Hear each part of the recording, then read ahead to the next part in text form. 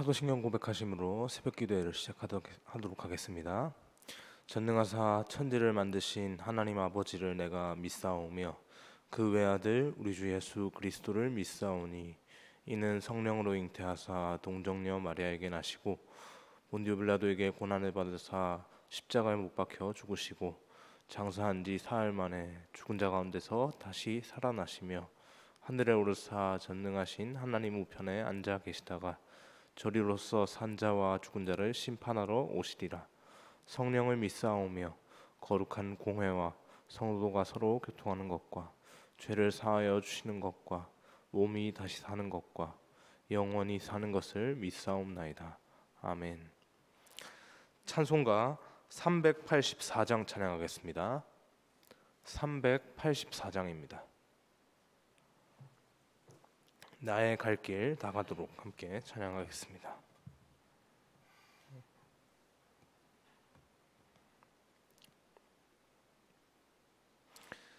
나의 갈 길 다가도록 예수 인도하시니 내 주 안에 있는 긍휼 어찌 의심하리요.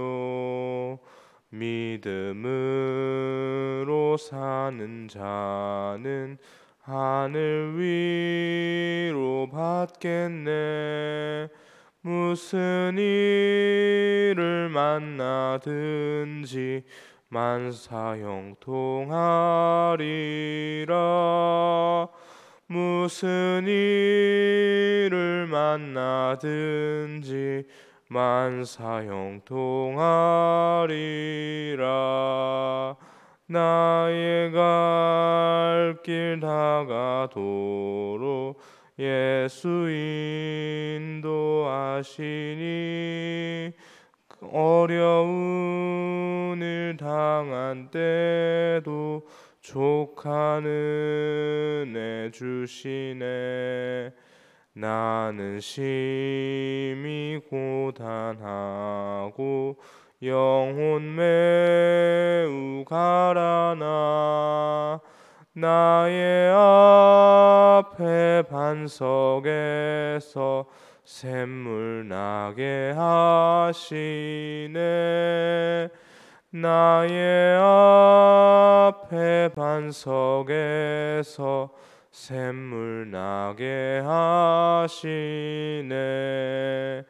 나의 갈 길 다가도록 예수 인도하시니 그의 사랑 어찌 큰지 말로 알 수 없도다. 성령 감화 받은 영혼 하늘 날아갈 때에 영영 부를 나의 찬송 예수 인도하셨네. 영영 부를 나의 찬송 예수 인도하셨네. 아멘. 아멘. 이 시간에 함께 보실 하나님의 말씀은 누가복음입니다. 누가복음 1장 57절에서 66절 말씀 함께 보겠습니다. 누가복음 1장 57절에서 66절 말씀입니다.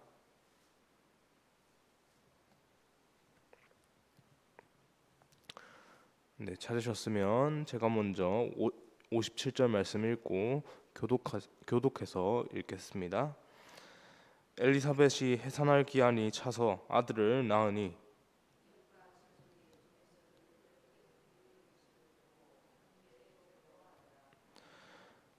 (8일이) 되매 아이를 할례하러 와서 그 아버지의 이름을 따라 사가랴라 하고자 하더니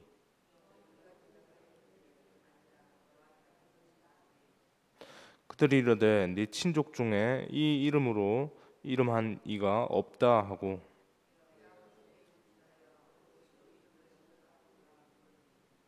그가 서판을 달라 하여 그 이름을 요한이라 쓰매 다 놀랍게 여기더라.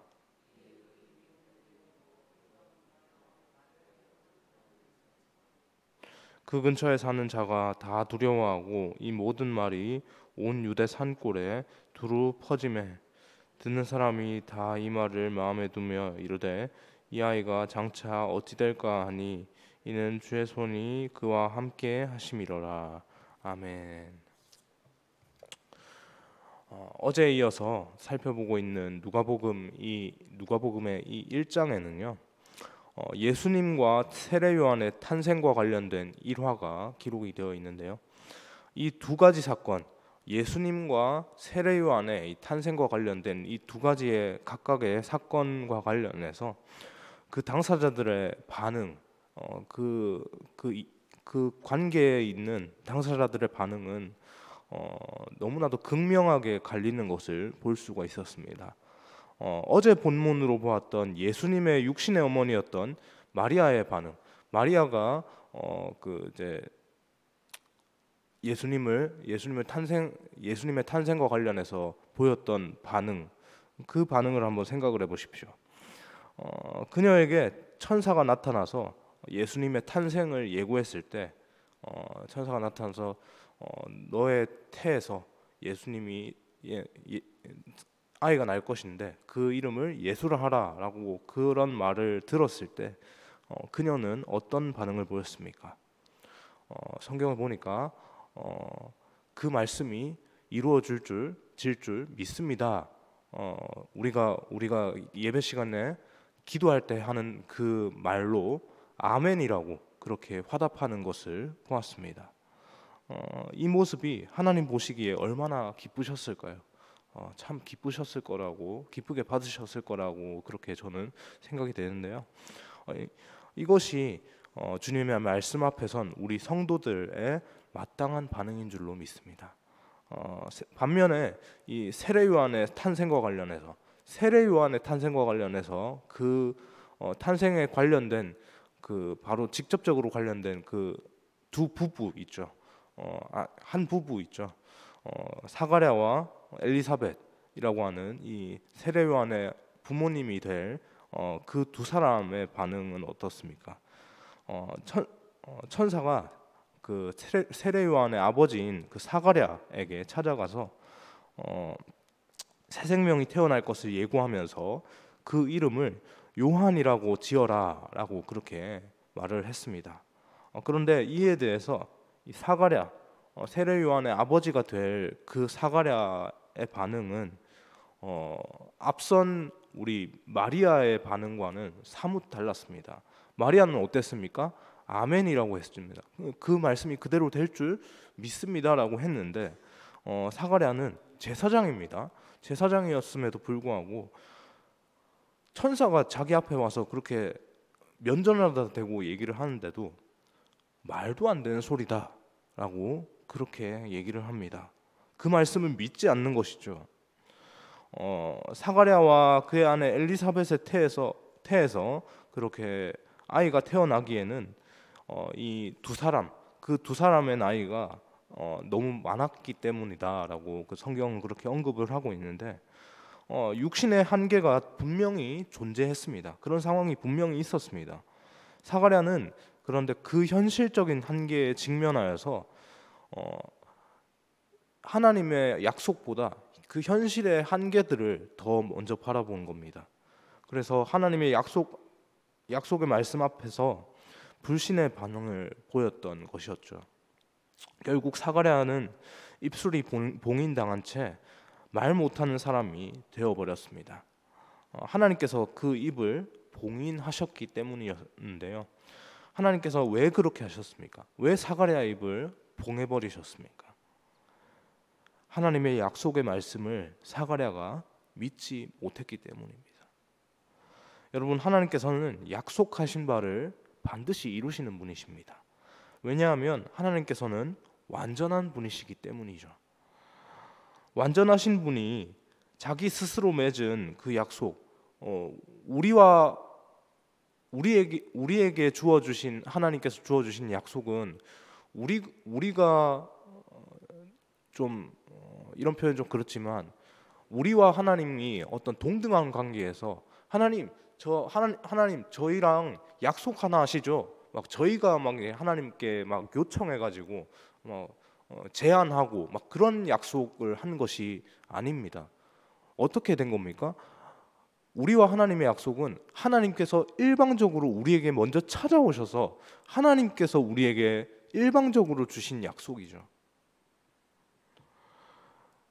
완전하신 분이 스스로 먼저 찾아오셔서 불완전한 존재에게 먼저 찾아오셔가지고 그렇게 맺은 약속이 하나님의 약속이었습니다.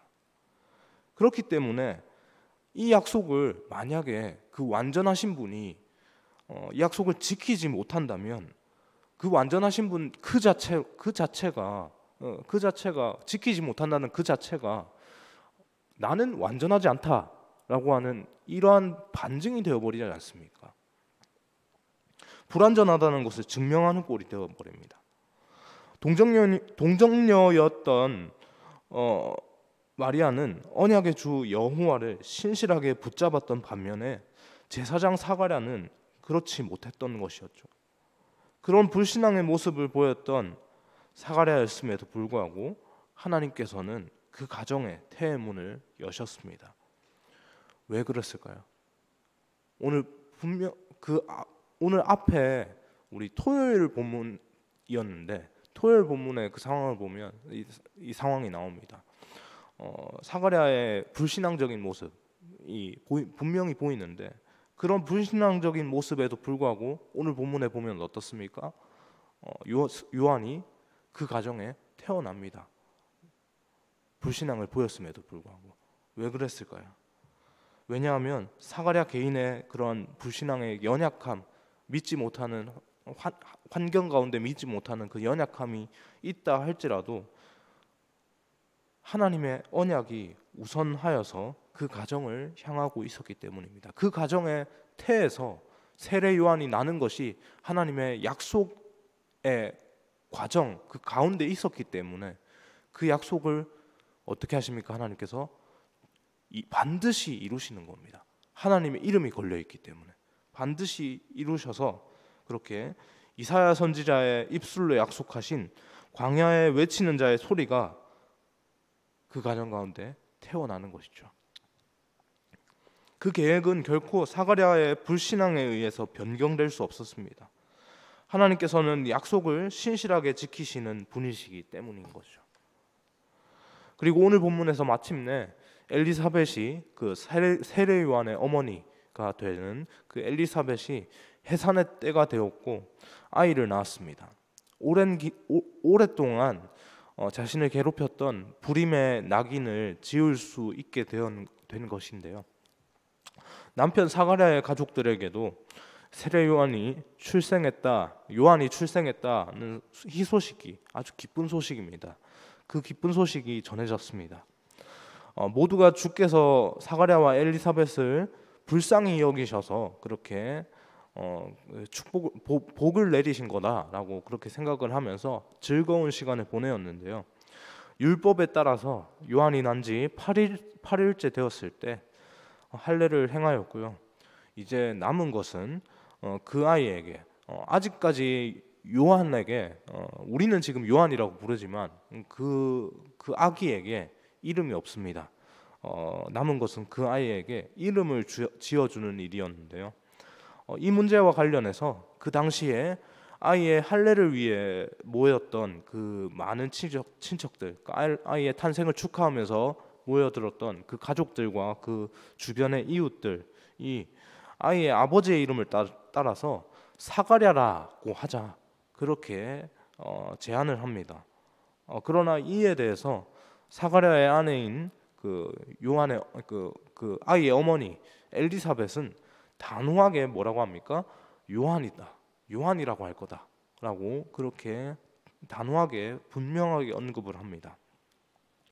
엘리사벳의 의견에 그 주위에 있던 그 친척들은 또 한 사람의 의견, 다른 사람의 반대쪽의 의견 또 묻습니다. 사가랴의 의견인데요. 요한이라고 하는 그 이름에 대해서 엘리사벳은 어머니이지만 사가랴는 또 아버지 아닙니까? 그 두 사람의 의견이 중요하겠죠. 그래서 어머니가 먼저 그런 뜻을 밝혔으니 아버지의 의견은 어떠한가 해서 그래서 사가랴의 의견에 대해서 묻습니다. 그런데 여러분 사가랴의 상태가 어떻습니까? 말을 할 수 있습니까? 말을 못합니다. 하나님의 약속에 대한 불신앙의 모습으로 인해서 입이 봉인당해서 말을 할 수가 없는 처지였죠. 그렇기 때문에 사가랴는 서판, 영어 성경에 보니까 태블릿이라고 되어 있습니다. 우리 태블릿 PC 그런 거는 아니고 말 그대로 이 판입니다. 판에다가 이제 요만한 판이겠죠. 판에다가 글 쓸 수 있는 판입니다. 그 판에다가 이렇게 달라고 해서 이제 글을 쓰기 시작합니다. 그 이름을 쓰는데요. 글자를 보니까 요한이라고 썼습니다. 아이가 태어나기 전에 천사가 나타나서 그에게 하나님의 말씀을 전했을 때 그때 너의 태에서 아이가 날 것인데 요한이라 해라 라고 하는 그 말이 맨 처음 그에게 주어졌을 때는 그 말이 정말로 이루어질까? 에이 설마 라고 하는 그런 의심이 있었지만 그런 의심이 있었고 의심을 넘어서 에이 안 돼. 자기 생각에 하나님의 말씀보다 자기 생각이 더 우선해서 안 될 거야. 무슨 말도 안 되는 소리라고 그렇게 취급했던 그런 행동의 모습이었는데 그러나 그 일이 그 가정에 하나님의 신실하심에 따라서 분명히 현실이 되었습니다. 세례 요한이 분명히 그 가정에 태어났죠. 요한이 분명히 그 가정에 태어났습니다. 그렇게 하나님의 약속의 성취를 두 사람 모두 그렇게 입술로 시인하고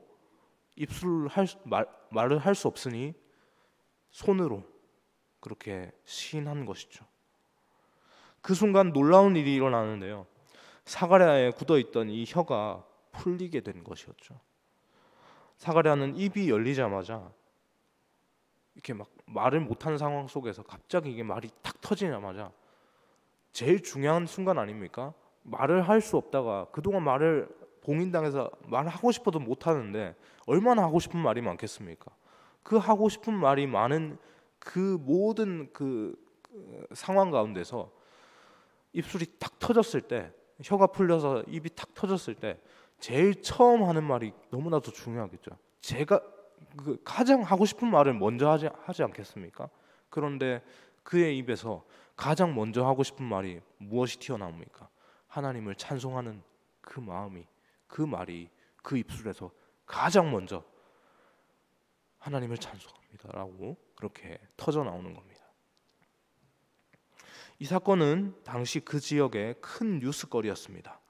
왜냐하면 사가랴가 벙어리가 되었던 이 사건과 엘리사벳이 아이를 낳은 이 사건이 보통의 이 일반적인 노산에 대해서 기뻐할 정도의 수준이 아니고 하나님께서 개입하셔서 그 가정에 행한 것이라는 것이 명백히 증명되었기 때문이고요.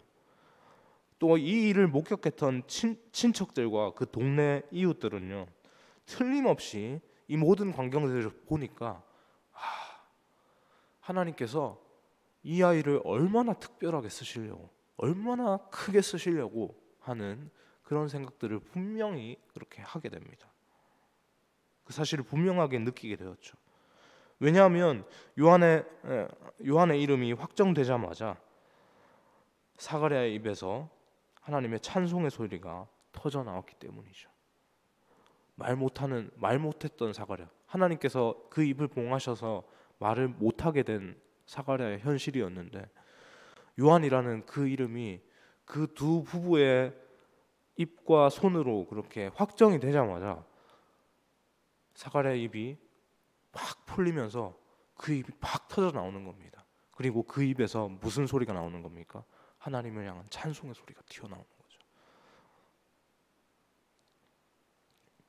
그렇기 때문에 이것을 하나님께서 하시는구나 라고 인식할 수밖에 없는 명백한 사건이 되는 것이죠. 사가랴는 구원의 주 되신 하나님을 높여서 찬양하는 가운데 하나님께서 그 구원의 역사를 이루시는데 그 아들 요한을 광야에 외치는 자의 소리로서 사용하실 것을 확신하였습니다. 그래서 오늘 본문 우리가 읽었던 본문 뒤에 내용을 보게 되면 기쁨에 찬 사가랴의 그 찬송 이후에 이렇게 하나님께서 이 아들 요한을 그렇게 주님의 길을 예비하는 자로서 사용하실 거다라고 하는 그 스스로 그 아들의 미래를 예언하기까지 합니다. 그러나 그 예언이 그냥 아무 생각 없이 막 하는 것이 아니고요. 하나님께서 주신 생각으로 하나님께서 주신 말씀 안에서 이 아이는 분명히 하나님께서 나에게 주신 약속의 아들이니 이 약속의 아들이 하나님의 뜻에 따라서 이렇게 하실 것을 이런 삶을 살 것을 믿습니다라고 하는 믿음의 고백으로 그렇게 예언을 올려드리는 겁니다. 말씀을 정리하겠습니다. 여러분, 우리 주 하나님은 약속을 반드시 이루시는 여호와 하나님이십니다. 우리들의 모습이 비록 사가랴처럼 비록 부족하고 연약해서 당장의 현실에 딱 직면했을 때 이 현실이 너무 커 보여서 그 현실 앞에서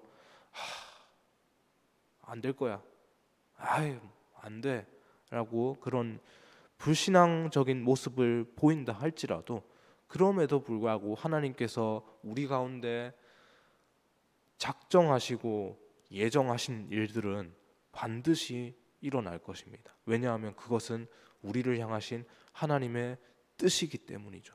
그 일은 반드시 일어날 겁니다. 그렇게 하나님께서 그렇게 행하시겠다, 내가 너희를 이끌겠다라고 약속하셨고요. 그 약속하신 것을 반드시 이루십니다. 하나님의 그 신실하심을 우리 삶의 매일의 순간 가운데 잊지 않고 기억할 수 있게 소망합니다. 그렇게 하면서 그렇게 하나님을 찬송하는 자로서 오늘 사가랴가 보였던 이 찬송의 반응과 그 찬송의 반응에 이어서 하나님께서 기뻐하셨던 그 세례 요한을 그렇게 올려드리는 예언의 말로서 그렇게 세례 요한의 삶을 올려드리는 그러한 모습으로 우리 또한 하나님 우리 삶을 그렇게 하나님 앞에 집중하며 결단하며 올려드립니다. 하나님, 저희가 드러나는 것이 아니라 하나님의 영광이 저희를 통해서 이 땅 가운데 온전히 드러날 수 있도록 저희를 써주십시오라고 그렇게 기도하며 그렇게 삶을 살아갈 수 있는 오늘 하루가 되는 우리 모두가 되기를 주님의 이름으로 소망합니다. 기도하겠습니다. 사랑해 주님, 감사합니다. 하나님, 사가랴의 불신앙적인 모습에도 불구하고 하나님 그 가정에 하나님의 예정하심에 따라 아이를 주셨습니다. 그 아이를 주신 것은 다른 어떤 것이 아니라 하나님의 주권적인 역사하심 가운데서 하나님의 구원 계획, 결코 변경될 수 없는 그 구원 계획이 반드시 그 가정을 통해서 나타나야 함을 하나님께서 성취하신 것이라 하나님 우리는 믿습니다. 하나님, 그 약속의 성취하심이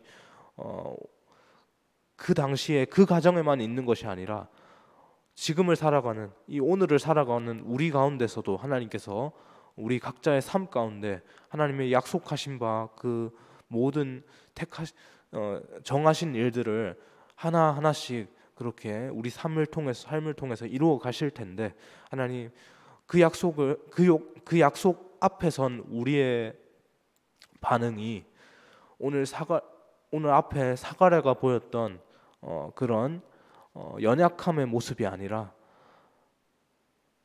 오늘 본문에서 그 사가랴와 엘리사벳 두 사람이 보였던 그 믿음의 고백, 요한이라 할 것이다. 하나님의 말씀대로 하나님께서 이루시는 그것대로 그 말씀 그대로 따르겠습니다라고 하는 그러한 순종의 모습이 우리 마음 가운데 있게 하여 주옵소서.